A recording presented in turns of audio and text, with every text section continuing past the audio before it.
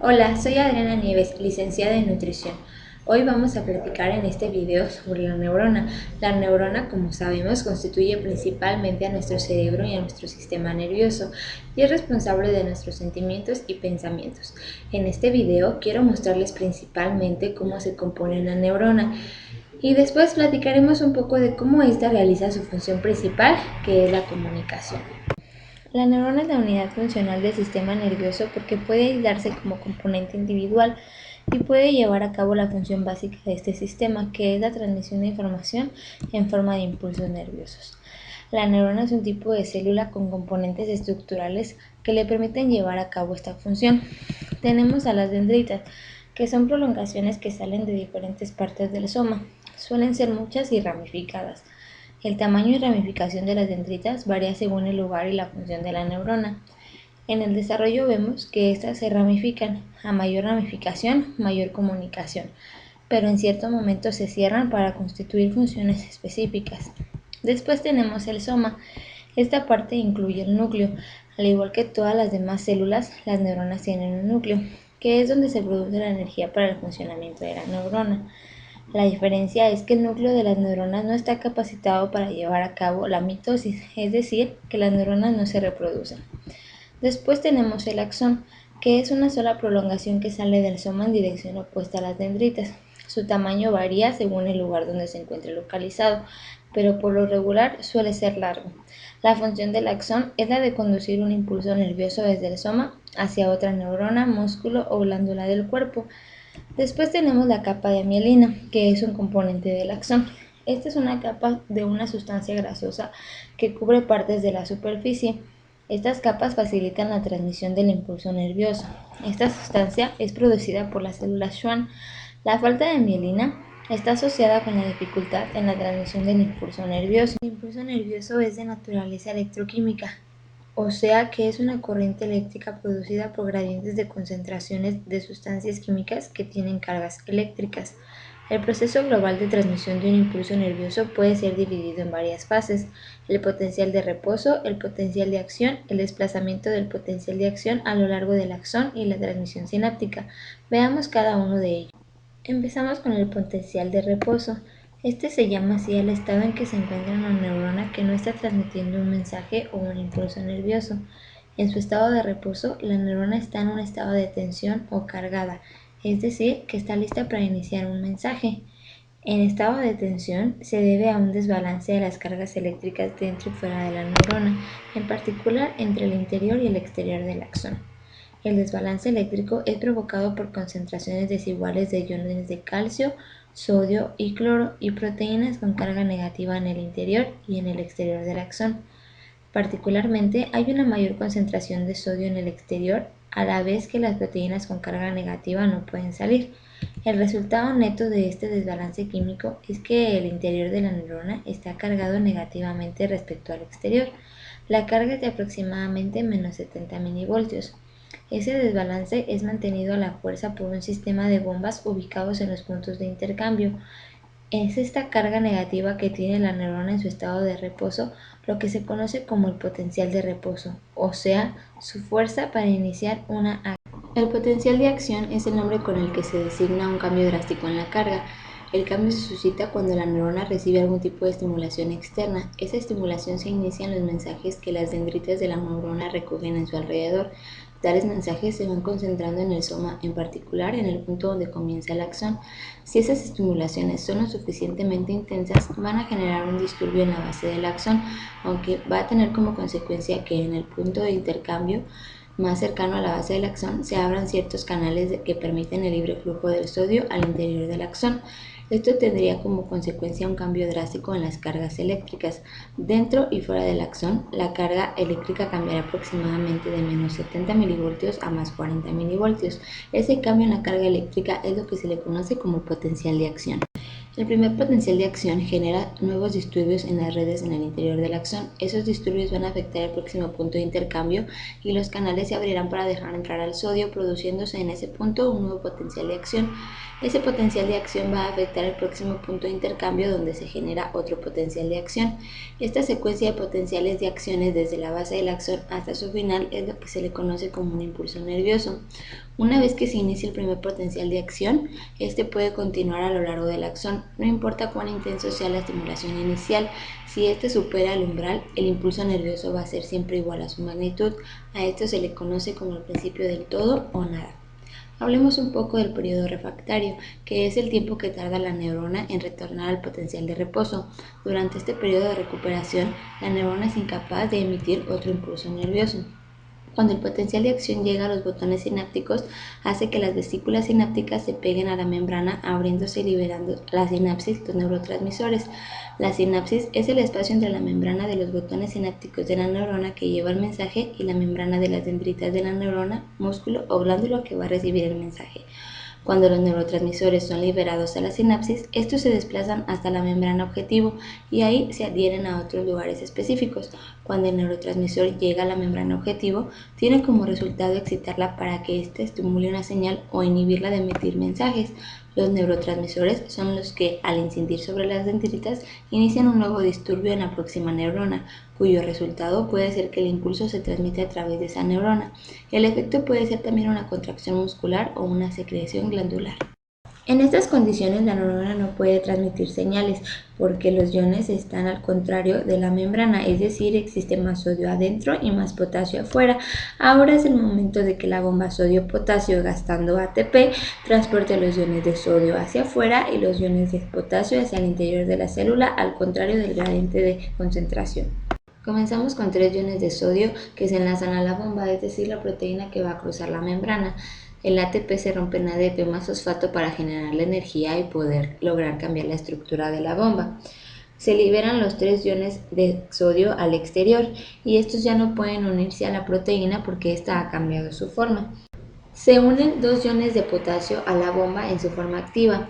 Después la bomba regresa a su forma original y libera los 2 iones de potasio al interior de la célula. El efecto neto es que hay más iones de sodio en el exterior y iones de potasio en el interior. Cada vez que el ATP bombee van a salir 3 sodios y van a entrar 2 potasios, cada uno con carga positiva, sumando una carga neta, uno positivo al exterior y uno al interior.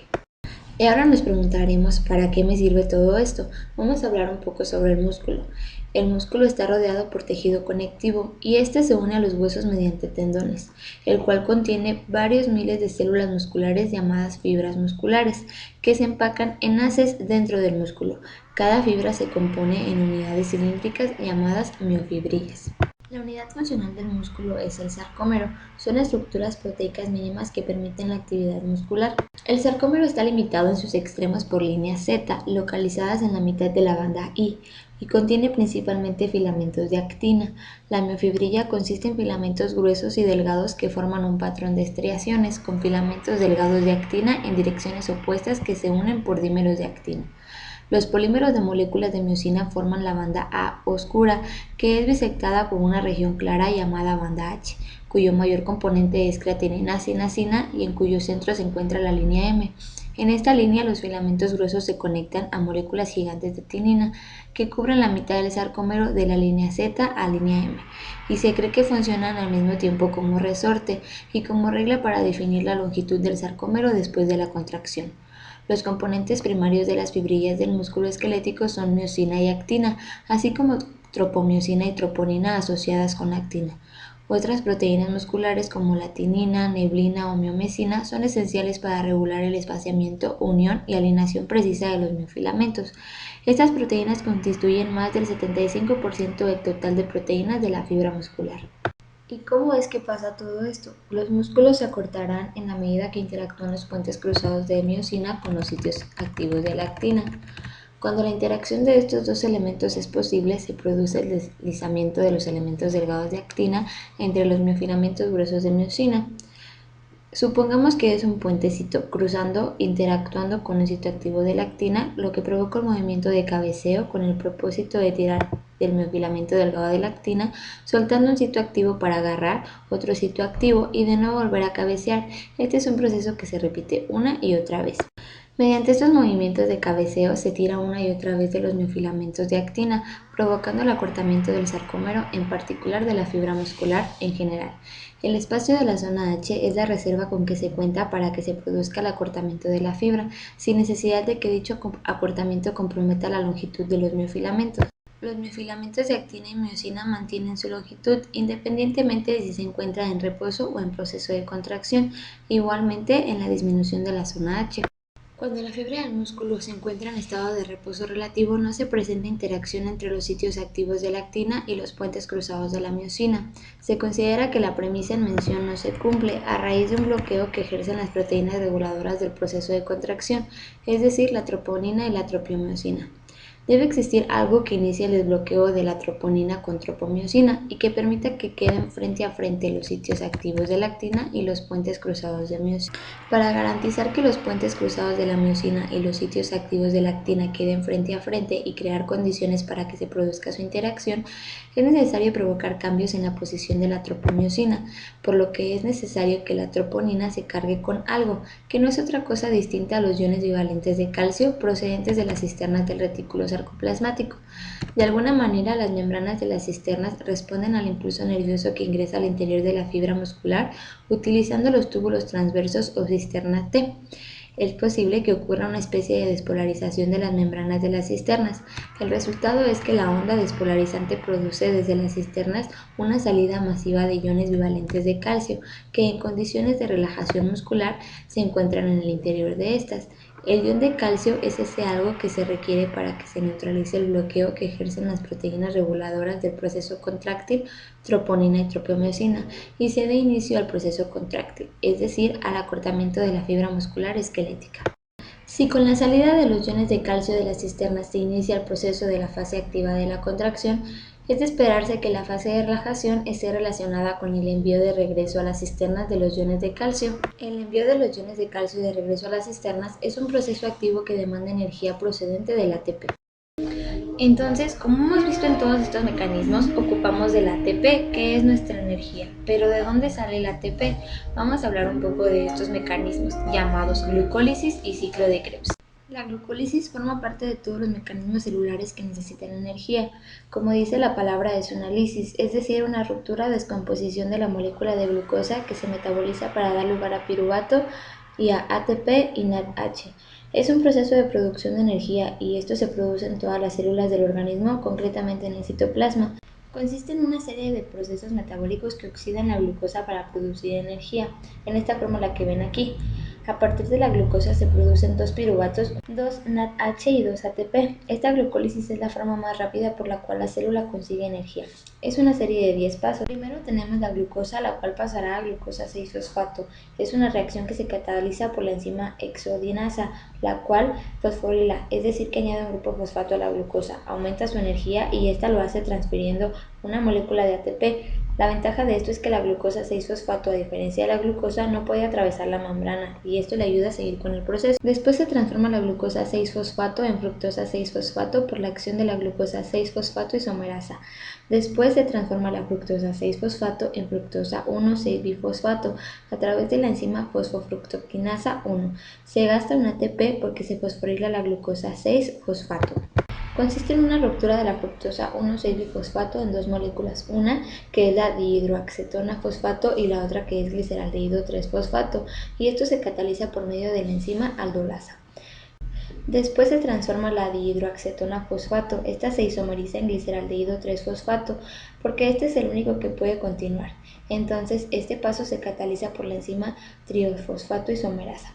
Al abrirse dos caminos, a partir del sexto paso las reacciones sucederán dos veces, ya que generamos dos moléculas de gliceraldehído 3-fosfato. Después consiste en pasar gliceraldehído 3-fosfato a glicerato 1,3-bifosfato gracias a la enzima gliceraldehído 3-fosfato deshidrogenasa, la cual añade un fosfato a la gliceraldehído 3-fosfato utilizando NAD y esta se reduce a NADH. En realidad serían dos NADH. Después se transfiere glicerato 1,3-bifosfato en glicerato 3-fosfato. Se transfiere un grupo fosfato de esta molécula a una de ADP. Entonces generamos la primera molécula de ATP. En esta etapa se cataliza por la acción de la enzima fosfoglicerato-quinasa. Se genera un ATP, pero recordemos que en esta etapa es doble, así que son 2 ATP. Después el glicerato 3-fosfato pasa a ser glicerato 2-fosfato y esto pasa por la enzima fosfoglicerato mutasa.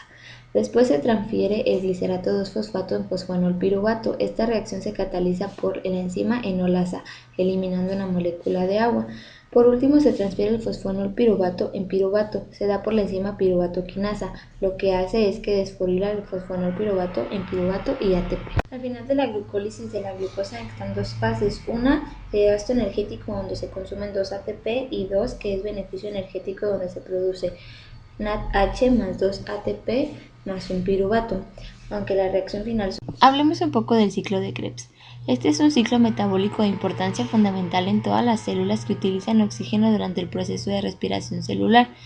El ciclo de Krebs es el anillo de conjunción de rutas metabólicas responsables de la degradación de carbohidratos, grasas, proteínas, así como agua para la formación de energía química.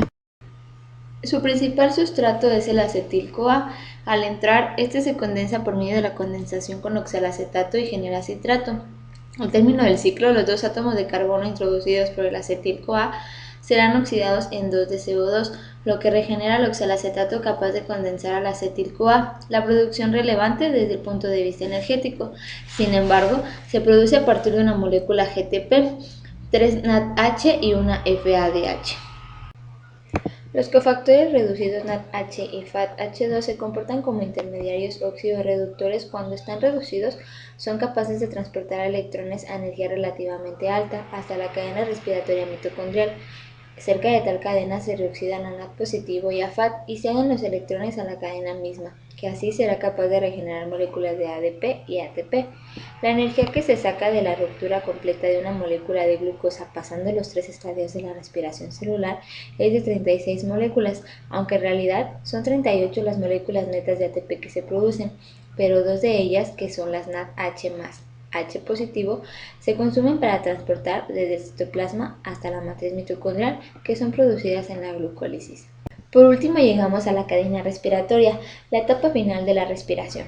Ahí es cuando los electrones que se arrancan a las moléculas que se respiran y se almacenan, o sea, el NADH y el FADH2, irán pasando por una serie de transportadores situados en las crestas mitocondriales, lo cual va a formar grandes complejos enzimáticos. La disposición de estos transportadores permite que los electrones vayan de unos a otros, liberando cierta cantidad de energía, la cual sirve para formar un enlace de alta energía entre el ADP y el fosfato, que da lugar a una molécula de ATP.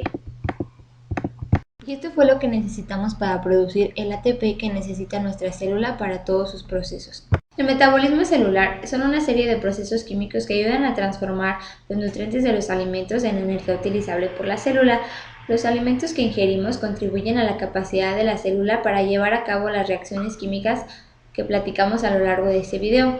Un buen estado de nutrición ayuda a nuestra célula a producir energía durante la respiración celular. Las deficiencias de ciertas vitaminas y minerales podrán obstaculizar la capacidad del cuerpo para llevar a cabo las reacciones químicas de la célula.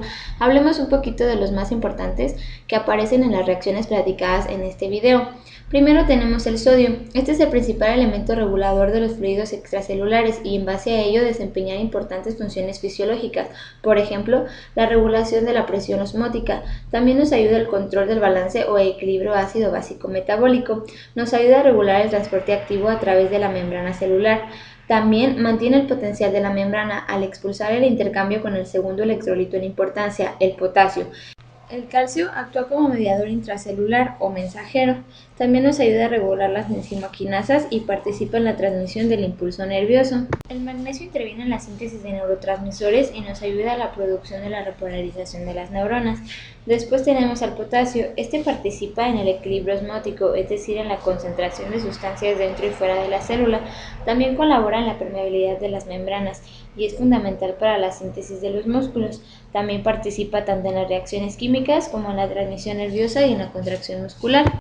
En cuanto a las vitaminas, comencemos por la tiamina. Esta es indispensable para el sistema nervioso y forma parte de la ruptura de enlaces químicos carbono-carbono y es cofactor de una enzima que rompe los hidratos de carbono. Después tenemos la riboflavina. Esta es indispensable para la creación de enzimas que ayudan a la liberación de energía. Gracias a ello le proporciona a la célula la energía necesaria para el funcionamiento. Después tenemos la niacina. Esta permite la producción de neurotransmisores y la síntesis de hormonas. También forma parte de las coenzimas NAD y NADP, lo que nos ayuda a la restauración del ADN.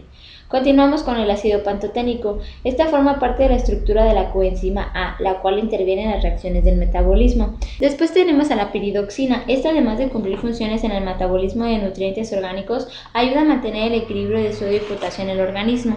Y por último hablaremos de la vitamina C. Esta se deriva del metabolismo de la glucosa y es de las más importantes en la alimentación a diaria, ya que esta protege a las otras vitaminas de la oxidación. Hemos llegado al final de este video. Espero que toda la información les haya sido de gran utilidad. Y recuerden, los alimentos que nosotros vamos a ingerir son los nutrientes que le van a dar a nuestra célula la capacidad de desdoblar esa energía y llevar a cabo todas las funciones que ésta necesita. Gracias por su atención.